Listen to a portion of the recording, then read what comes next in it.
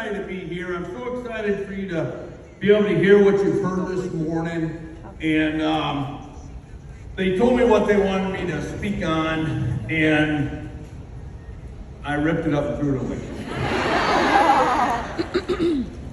Is that all right? Yeah. Well, I got some stuff I want to talk to you about. And I've been waiting for this. I'm really excited because there's been a lot going on behind the scenes, and I wanted you to see it. And it's been a crazy world. COVID, all that stuff. You know, it's been hard to get out with people. There's more mental stuff going on than ever before in our world. Depression and all some remnants of COVID and all the stuff that's happened out there. So it works to decided, let's go. Let's leave that behind and let's go. And I'm also amazed at a lot of things I hear that are gospel truth, and the only one would know that is me, and there's no truth to it. And I thought, wow, it's amazing how many people want to be in our business, but they're not in our business. And so today I want to speak some truth to you. Is that all right? Yeah. All right. So I'm going to sit down where I'm comfortable. You sit down where you're comfortable. And you know, I heard something last week. I was getting ready, thinking about, kind of praying on what we want to discuss. I had to see a pretty big team. When you put a big team together, do you put a big team together when you're thinking of getting smaller? No, you put a big team together when you're thinking of going to that whole nother level. And so you're getting to see it today. Really, really exciting in what we're doing. But I heard something this week, and I'm like, doggone it, that's what we need to hear. So I heard this story. You ready? Yes. In 1853, they were hosting the first World's Fair. The World's Fair used to be a really big deal. I don't know if today we have one quite as big, but a big World Fair. And it was in New York. And there was a guy named Elijah Otis. And he pulled one of the most remarkable stunts the world had seen at that point. So he was trying to show about elevators and get the world to buy into elevators. And so he knew he had to show that they were safe. So he built up this elevator about 3 stories, and he stood in it, and he had a guy on top with an axe, smashed the ropes, and cut the ropes, and the elevator fell, and everybody gasped. And he goes, I'm okay. Now I started laughing, because I got a 4.5-year-old grandson, and he crashes and burns, and he jumps up and goes, I'm okay. And, you know, so I could see this guy doing it. And so he cut the ropes to show that the elevator was safe. And that was not the end of the story there. See, what I want you to hear now is you're seeing a great team coming together. They've been up here on stage. You're hearing where we're headed. We're going to new territory more than we ever have. The world's going to get small today at work. Grow our business. And yet, we're now got to find the people ready to go. Who's got the grit? Who's got the heart? So, when Otis took that risk, in New York City, there was no building over 5 stories. Because there wasn't an elevator. So 5 stories was about as far as people wanted to go upstairs. In 1890, because of his showing that elevators are safe, there were 10 buildings taller than 10 stories. In 1890. 10 years later, 1900, 65 buildings taller than 20 stories. In 1908, 538 buildings in New York qualified as skyscrapers. See, people were afraid to build tall, big, because they didn't believe it was safe. And that guy, by cutting the ropes, turned the world upside down. And I was just New York City. I saw some statistics, multi-billions of how many elevators are used every day. I use one to go to my room. Don't cut the ropes. No. But, so when you think about that, this guy knew to go to the next level, he had to cut the ropes. So, when I read that, it made me think, it was kind of a duel. I said this last night. You need to get rid of plan B or cut the ropes. And it made me think, we started at work. We're in Grand Rapids, Michigan. Probably about 3-4 years old. When we started at Works in Grand Rapids, 2 other companies started at the exact same time. Suzanne Summers started a company. A lot of you are pretty young in here, but Suzanne had a huge women's following. She'd been on a show called, thank you, Three's Company. And she started her company, big following. And there was some guy, had a beautiful wife that was, and he was movies that were famous for fighting. His name was Sylvester Stallone. And he started a company. And I watched both of them as we started at work. Now, we didn't have star power. We didn't have the money they had. We bootstrapped this from ourselves. And I remember when both those companies shut their doors. And I was so excited. I called everyone that worked for me into the conference room, all 12 of us. And I said, way to go, team. I'm so proud of you. Stallone, megastar, Suzanne Summers, huge following. Their companies are done, and It Works is still standing. I mean, I was excited. And Doug Nooney, most of you know Doug. He was our original CFO and then president and great friend at It Works, just retired, still on our board. And Doug goes, this so Doug, dry, quiet. Well, yeah, they got a plan B. We don't have a plan B. They can go do a movie and make $50 million. And I'm like, Doug, you're wrecking my story here. I'm pretty excited. But when I saw this, I went, oh, there's more to it. When you have a plan B, it's easier to quit. When you have a plan B, you're like, hey, I'll try this for a while. If it doesn't work, I'll go back. When you have a plan B, it's easy to begin to have a nation of. And I realized that when I was watching. And so here's what came to me. Plan B, and I started thinking about relationships. Last night, I mean, I was chatting with you, taking pictures, you know, my closest friends, 600-700 of you. And you were talking stories. You were like, hey, my parents said this would never work. I'd be back at the family business really soon. Hey, my dad said, that won't work. My best friend said, that'll never happen. I just signed him last week. You know, there are so many, sometimes toxic relationships that we need to cut the rope. Cut the rope to get away from. You know, because of COVID, there is the number one, it used to be cancer. Number one issue in the U.S. right now is addictions. You know, when I get together with other people our age, it's amazing. A lot of the conversation is on our adult kids going through. And it just really got rapid during COVID. And there's some of those relationships, if you're going to get out of some of that, it could be toxic relationships, it could be toxic addiction. We need to cut the rope. Some of the people we're hanging out with. I found early on, if I was going to be the best I could be in my marriage, I had to surround myself with other married couples that were very healthy. If I surrounded myself with single friends that wanted me to go out with them at night, it wasn't helping my married relationship. You know what I had to do? I had to cut the rope. Some of us need to do that with some relationships we have today. Focusing on the past.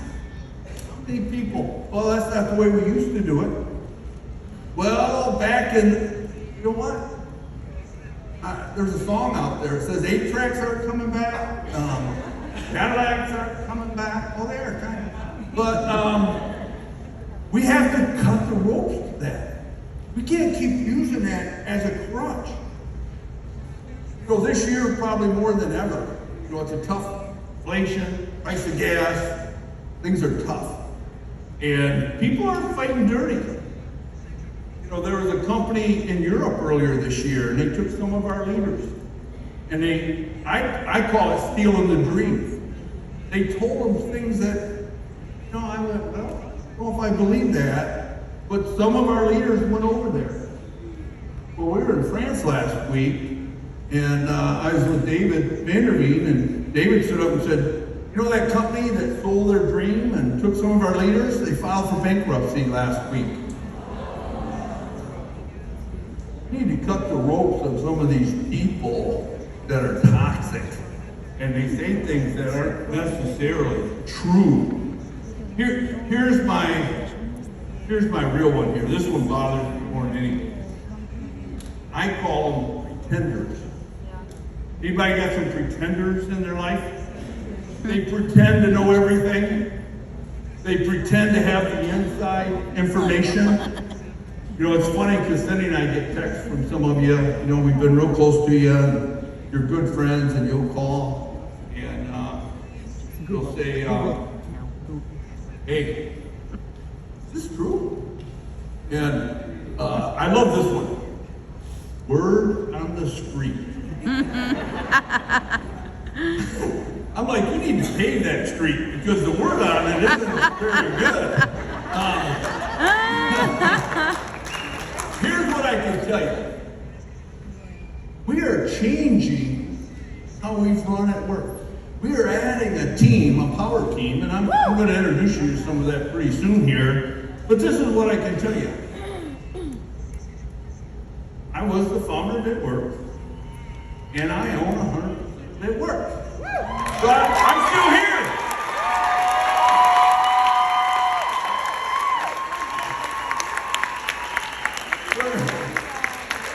For 2 years,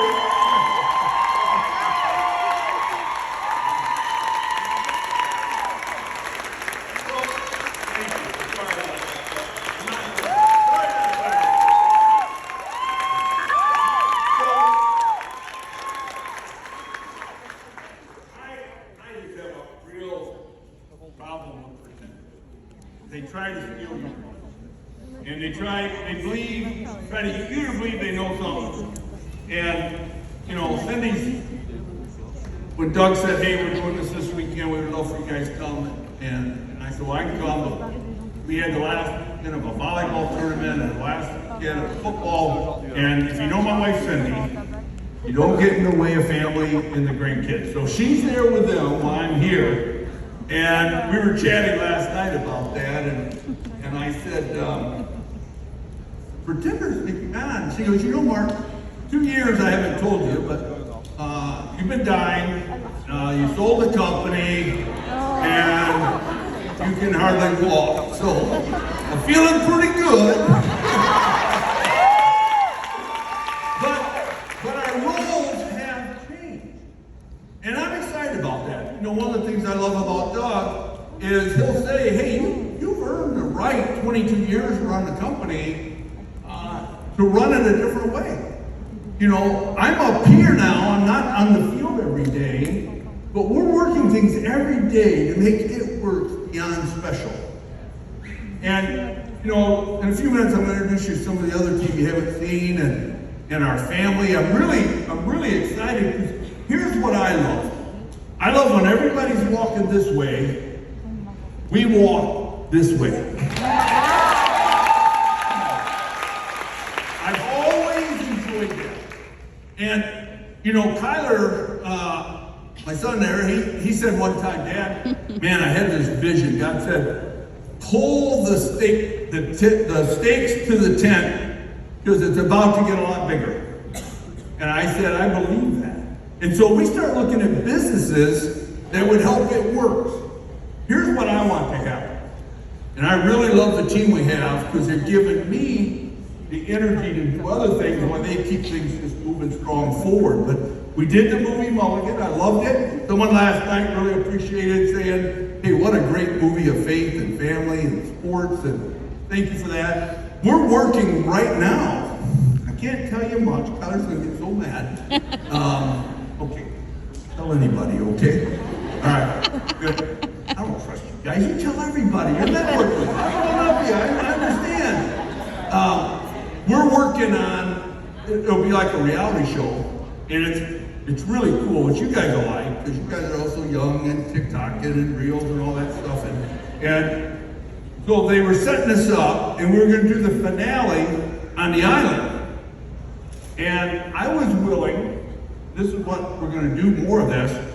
So I was changing the name for this series from Pentecost Island to It Works Island, because every time we do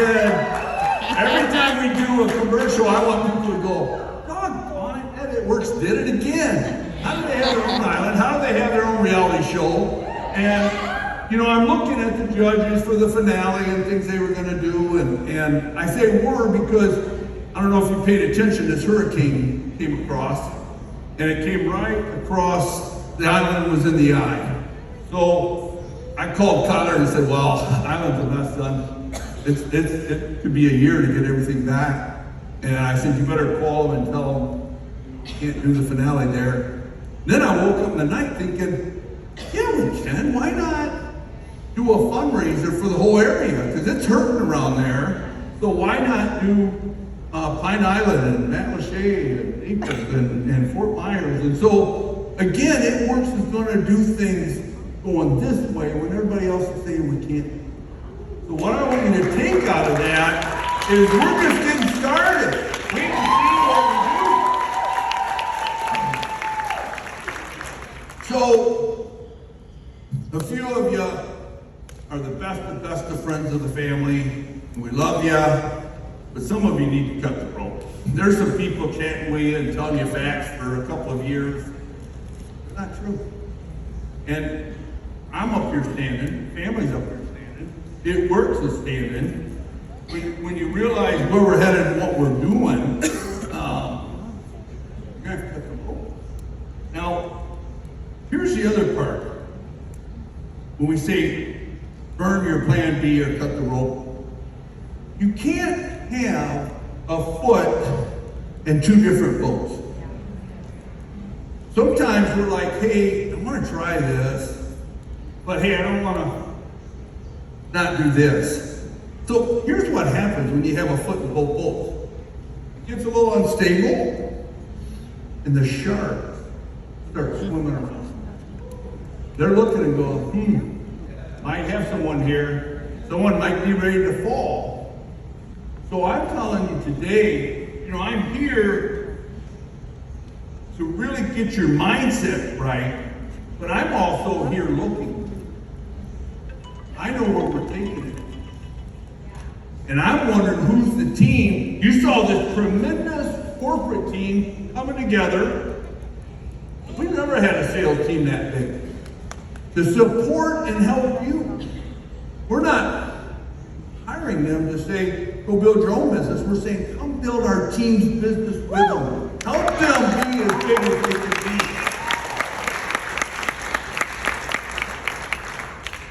So, you saw a lot of stuff today. The rest of today, tomorrow I get to hang out with you. I'll take one more picture. That's my favorite thing. When someone says, one more picture. And I go, that ain't true. But I love it. Because we're building this together. We had our biggest year in our history. I don't remember the year, 2014 or something. And we said, one team, one mission. One team, one mission. And we grew unbelievable.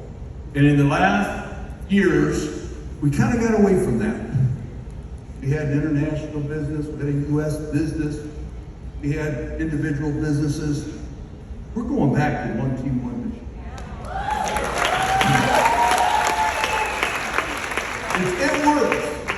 It works. And I tell people all the time, they say, it works? I say, well, yeah. If it didn't work, I'd change the name. And you call it doesn't work. It works for 22 years.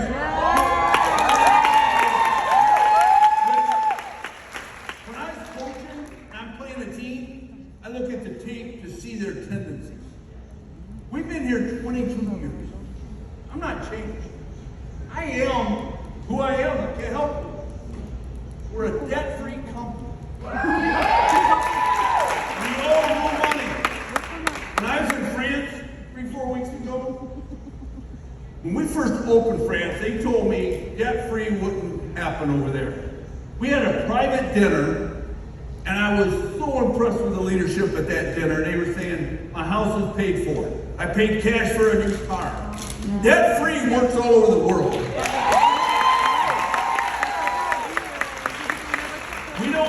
We don't hide from our faith. You know, if I get too far over here, the good Lord says, okay, I can bring you back the hard way or the easy way. And I like the easy way better. And, you know, I've been married now 44 years. Cindy's a saint. I don't know how she puts up with me, but I was teasing her yesterday. Don't tell her. Sanctuary City, can't tell us. I got a beautiful room. I FaceTime her. I said, look at this room, honey. I miss you. You should be here. I said, the only thing wrong is I'm facing the optional beach.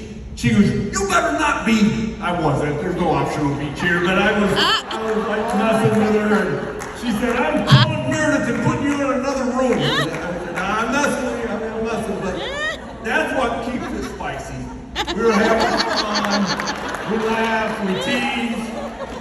You know, it keeps her having to always crack the whip with me. But I'm not going to change. That's who we are.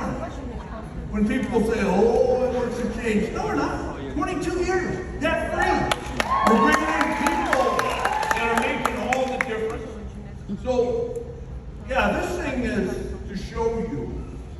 But it's also, I'm a coach. I'm always recruiting. I'm looking to see who's the new team. I don't need thousands and thousands to change the world out there. I need 10, 15 people that say, Coach, I'm doing it. I got heart. I got grit. I got a family that needs what we have. I want to plant a flag to be different than all my past. I want to go forward. That's what I'm looking for. You know, I said that last night, and I still was thinking, when have I ever taken from a CFO a story and told it on stage? But I did kind of like, we're leaning in saying, it's not our first date, but we've been here. Yeah. We're giving you a great 4-in-1 package. We're giving you, come on, let's do this together. Yeah. And we're looking at who's going to lean in with us and say, here's the hug, let's do this. Let's go out there. When the world says it's too tough to build, it works says, yeah, you should think that, because we're going to just go out there and build the company. It works is plan A. Plan A. So here's what I want you to do right now. I want you to put up 2 fingers. This is your scissors. I couldn't get across scissors for all of you. Security was an issue. So this is your scissors. And I'm asking you, what ropes do you need to cut? Is it a relationship? Is it fear in your mind? Is it past that you need to get by and you're not going to do that no more?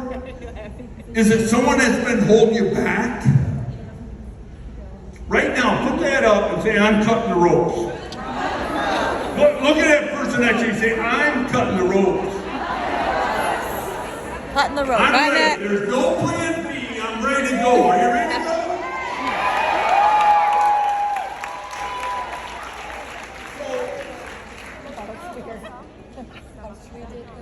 We're going to do it. So here's what's going to happen. 1 or 2 things.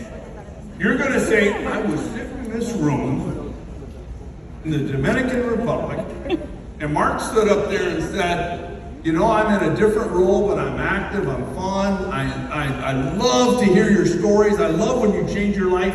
You know, I didn't come for money. My dad worked at the factory. But we had a dream. And our family said, let's do this thing. And I truly believe not only our kids, but now our grandkids are going to be world changers. You have the chance to be that catalyst for your family. Maybe you've never had success, maybe you've had a lot of success.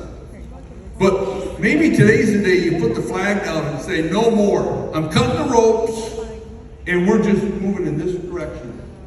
We got room at the top for as many that want to build this. Because we had a great run, but I didn't get over $1 billion. It makes me mad. If anyone knows me, they know I like to win. My best strength and my best weakness is the same. I like to win. I've lost friendships over winning. I picked this hat. They said, you can't wear a hat inside, but I said, I'm winning. We are winning. Are you ready to win? Are you ready to cut the rope? This company's going beyond $1 billion. And I'm watching. Somebody's saying, does Mark know what's going on? Yeah. And we're going to keep adding to the team. If some don't fit quite right, we'll make that move. It's no different when I was coaching a team or when we own a team. You gotta keep moving. If you're not moving, you're rusting. The same teams win because they have a formula. Now I want you to see a few. I know my kids are here. Where's Kinsey and Connor? Where's Kyler? Come up here with me for a minute.